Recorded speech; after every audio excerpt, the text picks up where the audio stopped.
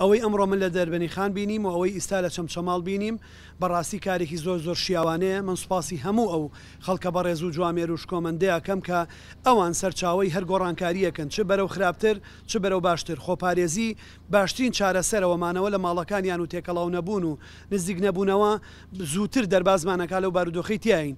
جێی خۆیەتی کە زۆر سوپاسی بەڕێز قایمقامی قەزای چەمچەماڵ بکەم کاک حاکم ڕەمەک و دەستگاکانی هێزەکانی ئاسایشی ناوخۆ و پۆلیس و پۆلیسی هاتوچۆ و ئاسایش و بەرگری فریاکەوتن و بەرگری شارستانی و هێزەکانی پێشمەرگە و کۆی ئەو هێزانەی ئێمە لەم ناوچەیە بە هێزی پێشمەرگی کوردستانیشەوە کە هەمانگێکی باشیانەیە و لە پێش هەمووشیانەوە دام و دەستگاکان و کەرتی تەندروستی و هەموو ئەو فەرمانگە خزمەتگوزاری و کارگێڕی و ئارامیانەی تر کە بەیەکەوە کارەکەن بۆ خزمەتکردنی هاوڵاتیان و دوورخستنەوەی مەترسیەکانی ئەم پەتایە لەسەر خەڵک.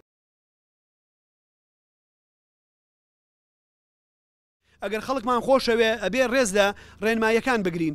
بۆیە من داوایان لێ یەکەم ئەو خۆشەویستانە ئیجبارمان نەکەن کە ڕێکاری تونگ بگرینە بەر، چونکە هەموو ڕێکارێکی پێویستی یاسایی و ئیداری و ئەمنی ژیراوەتە بەر. هەر دوێنێ شەو لە چەمچەماڵ بە سوپاسەوە 14 کەس دەستگیر کراون لەمەولا لێ پێچینەوەکان تونگترە بێ بەڕاستی لەمەولا و بەڕێزانە هێنینە سەر کەناڵی تەلەڤیزۆنەکانی ئێوە پیشانی خەڵکیانەین ئەڵین ئەمانە هۆکاری بڵاوبوونەوەی ڤایرۆسەکەن، ئەمانە هۆکارن کە ئێمە نەتوانین ئەرکەکانمانۆکو پێویست جێبەجێ بکەین.